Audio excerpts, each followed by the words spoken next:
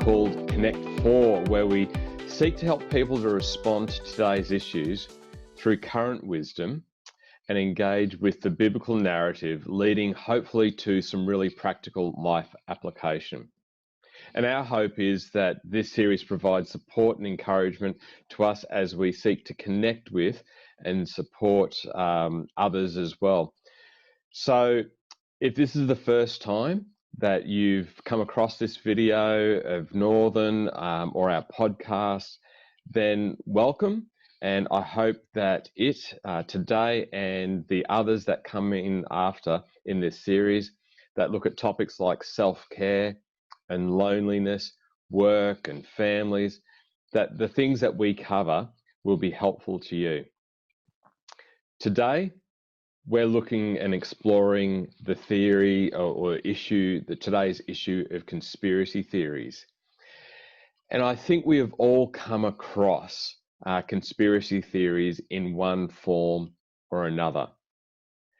With some conspiracies like global warming being sometimes something that both sides claim that the others are promoting as a conspiracy. So climate change deniers claim that those who believe in global warming are conspiracists. In contrast, those who believe in climate change and deny, and then there's those that deny that global warming is happening, that they're the ones that those deniers are conspiring with polluters and with governments to line their pockets. Conspiracies come in all shapes and sizes and degrees of harm, like those that lightheartedly joke about phone lines being tapped, through to Hitler's radical advancement of the pre-existing conspiracy that the Jews were primarily to blame for Germany's woes. Conspiracies which, at their worst, resulted in the genocide of millions of people. Perhaps some of these conspiracies ring a bit of a bell. The jet stream or chemtrails off planes that are there and produced by governments and their desires to spread chemicals and poisonous.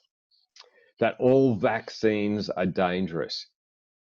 Flat Earth theory that believe that the world is not round. 9/11, that the buildings were destroyed by controlled demolition to justify the invasion into Afghanistan and Iraq. Fluoride in water is to soften us up, to allow us to have mind control applied to us by government. That the Christchurch shootings were staged. Da Vinci Code and similar, along the lines that Jesus faked his death and that there is a genetic bloodline that still exists from Jesus and Mary today. COVID-19 is a plandemic that has been created by Bill Gates or other actors, other people that are conspiring to do us harm. That 5G towers have caused COVID-19. And while I was researching this topic on the internet and tapping around my keyboard and doing all these different searches, the thought crossed my mind. I wonder if an alert might pop up on some government monitoring site highlighting my sudden and frequent search history on conspiracy theories, and therefore suggest that I might require extra supervision. So to those in ASIO that may be listening today, let me reassure you that I am not a risk. But I would say that, wouldn't I? And while there can be a desire to mock or laugh at those who believe in conspiracy theories, when we do, we are likely to ostracize those who believe in the conspiracy.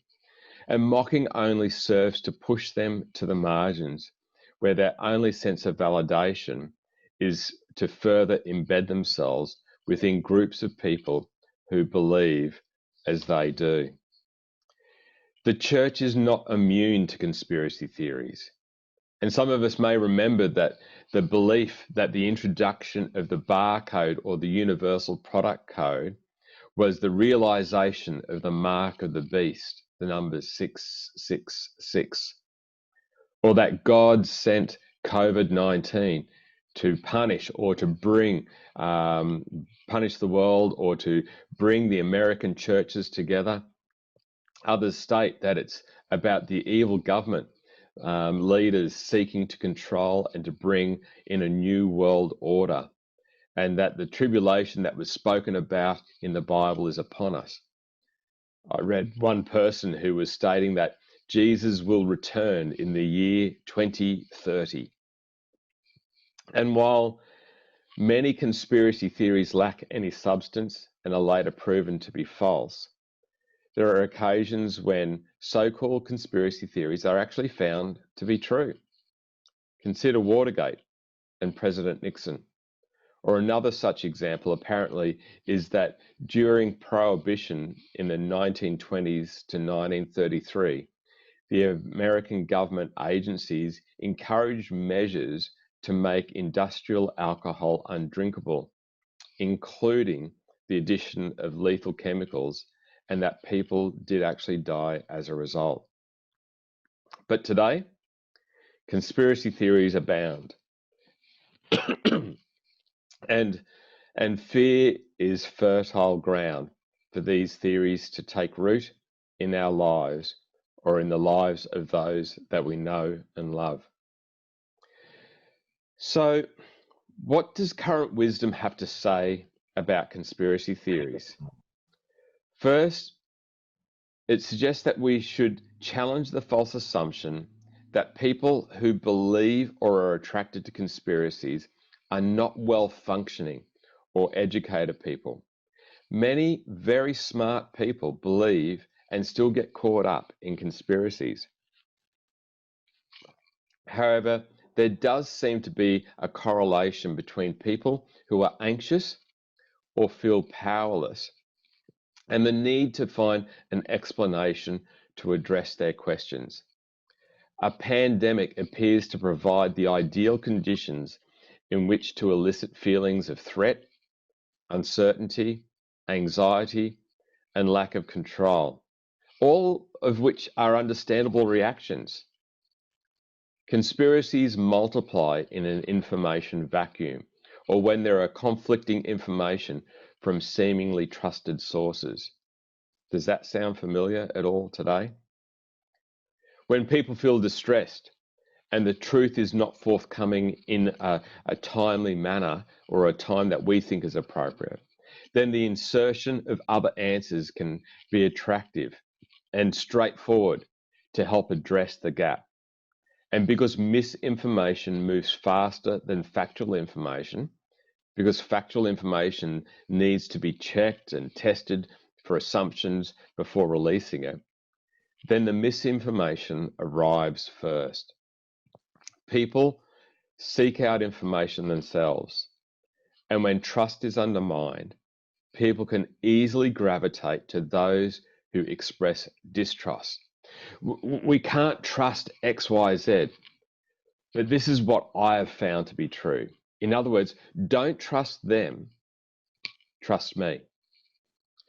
That's because conspiracy theories are regularly based on secret knowledge, which is counter-conventional or counterintuitive to regular thinking.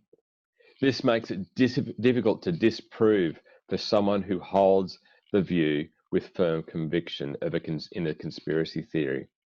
As soon as you try to disprove it, you're either part of the problem or you're also deluded by the powers that be. When suspicion and distrust start, like a bushfire, it can easily be challenging to put out.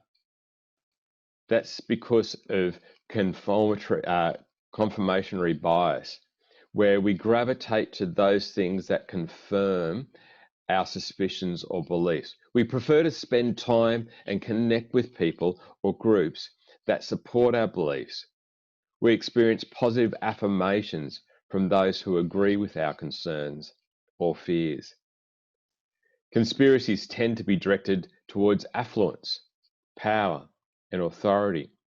When I feel a loss of control and others are making decisions for me, I question their motives. Those who promote conspiracies feed off this desire to shift the balance of affluence, power, and authority. The government's evil, and they're to blame for COVID-19 and all your woes. Vote for me, and I'll change things for you. This also joins forces with the desire to blame others for my circumstances. That blame can also serve as an opportunity to distance ourselves from personal responsibility. It's all their fault. Conspiracies will often create scapegoats. But what's at stake? To believe a conspiracy theory that Coca-Cola is made from squished up beetle juice may stop vegetarians and vegans from drinking it and others. Still, the impact on life and health is minimal. To believe the conspiracy theory that the harmful effects of smoking cigarettes is made up does have an impact, and when believed, will kill people. When asked by someone, do I believe in global warming and climate change? I ask them, well, what's the downside of believing this? If it means that we treat the environment better, if we live more sustainably, that we take better care of the world in which we live in and others that we share this world with, then changes in behavior can and should bring about a better world. But what does the Bible have to say about conspiracy theories? Well, it might actually surprise you to know that conspiracy theories were recorded from the very beginning. See if you recognize some of the themes that we've looked at so far as I read from Genesis chapter 3. Genesis chapter 3, verses 1 to 5. The serpent was the shrewdest of all the wild animals the Lord God had made.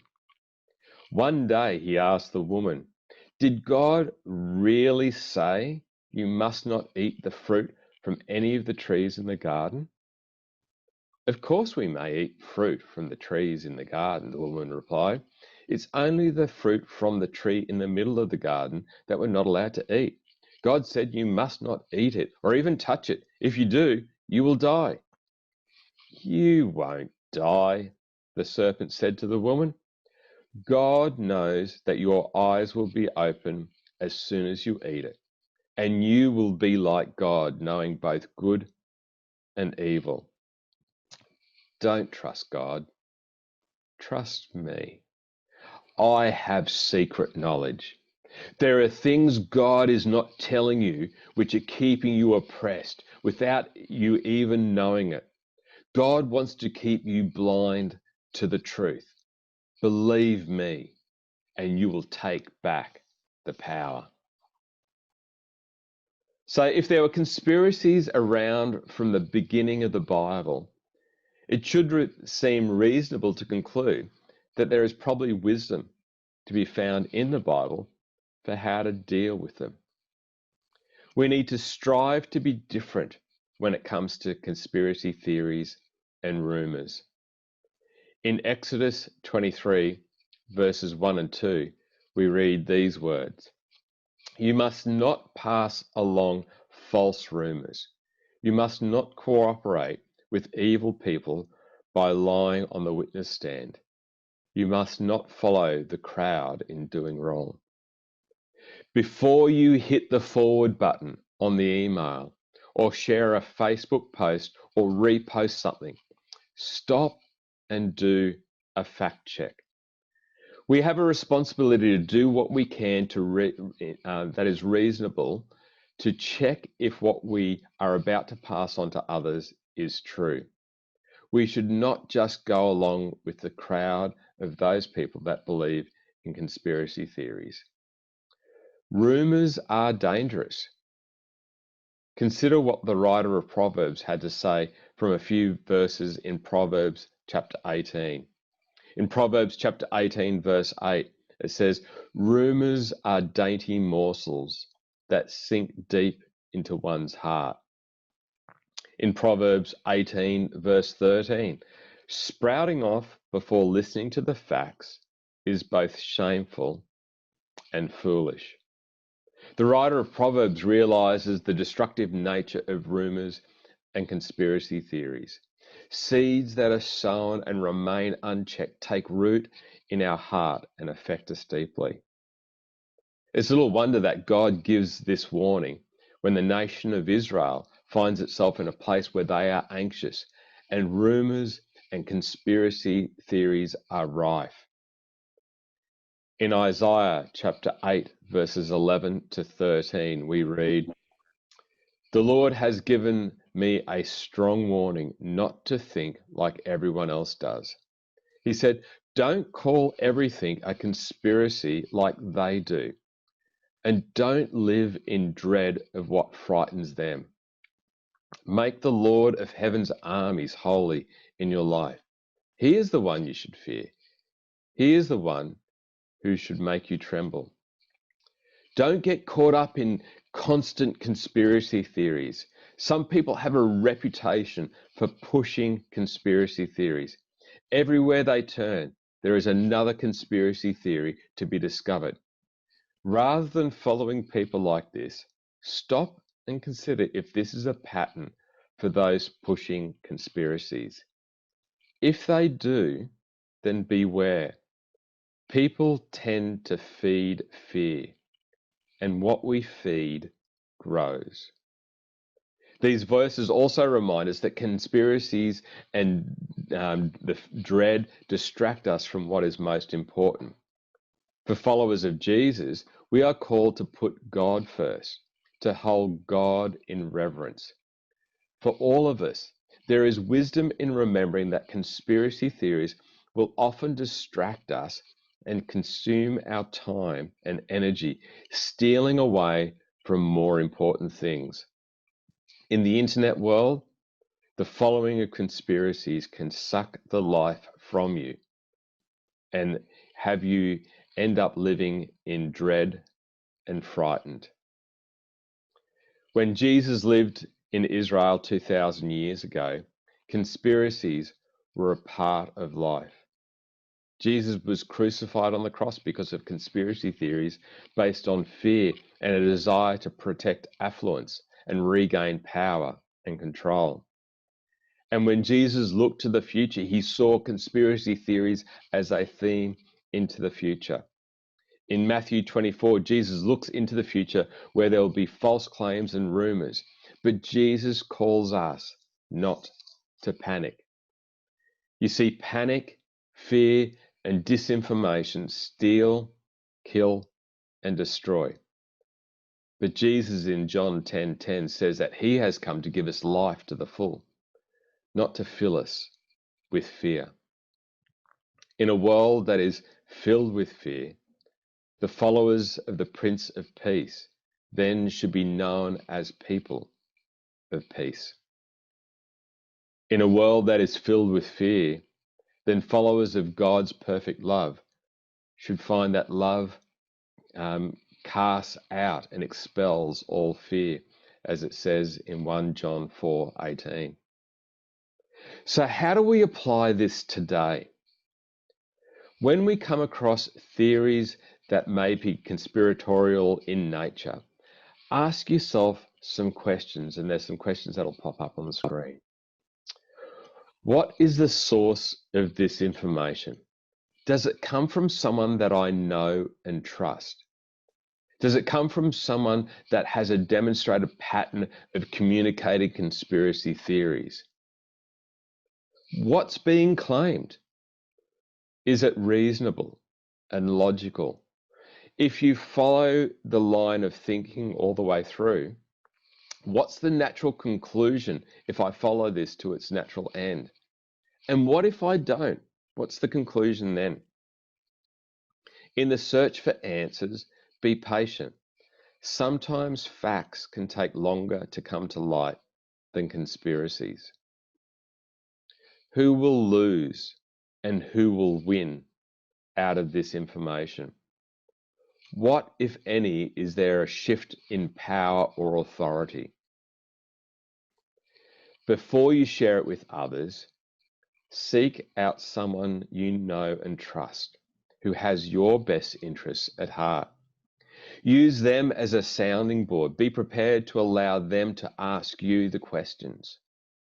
As Proverbs 18:17 says, the first to speak in court sounds right until the cross-examination begins. And what about when someone comes to us pushing a conspiracy theory? Well, there's some wisdom in the Bible again for an occasion such as this. Paul, when he writes to a young leader, has this to say to Timothy in 2 Timothy 2:23. Again, I say, don't get involved in foolish, ignorant arguments that only start fights. A servant of the Lord must not quarrel, but must be kind to everyone, be able to teach, and be patient with difficult people. Gently instruct those who oppose the truth. Perhaps God will change these people's heart and they will learn the truth. So if you find yourself talking with someone who holds what you suspect is a conspiracy theory, consider first whether you want to get into it and what you do and don't do. If it's not dangerous, and if you just want to prove that they are wrong, then perhaps choose a different sport to play. Love and seeking the best for another should be your motivation, not trying to show off yourself as being superior. It's likely that this response will only play into the conspiracy. But if you do want to engage with them, if you do feel it's appropriate, then listen to them. Gain an understanding of what is going on for them in this. What is their fear? What has them questioning their trust in what they're being told? What's an underlying question for them? Be kind to them. Be patient with them. If they're a person who follows a religious belief, consider asking them, what do their religious beliefs do and where do they sit in this situation? For those who are followers of Jesus, then when Jesus says, I am the way, the truth, and the life, that Jesus talks about being the Prince of Peace, that Jesus is the resurrection and the life, then what can we draw from our relationship or a relationship with Jesus to help respond to these troubling conspiracies? Gently respond and ask questions that help to shed light on the theory. Support them and ask them if they are open to exploring with you the strengths and the weaknesses of what the current controversial or conspiratorial view is, and allow them to challenge and explore these in a safe and loving way. For those regular to Northern, there's some final reflections for our response today. And they're these. Where do you place your trust? Is this life-giving or life-taking? Fear takes away, while love and peace are life-transforming. Who do you know that is experiencing fear? How can you show them God's love and peace today? There's an opportunity for us to respond in a moment. Some music's going to be played, and I encourage you to, whether it be via chat, whether it be via text message or email, or even just on a piece of paper if you've got it close by, to maybe jot down some thoughts on those questions that are on the response slide as the music's played now. Thanks. God bless you.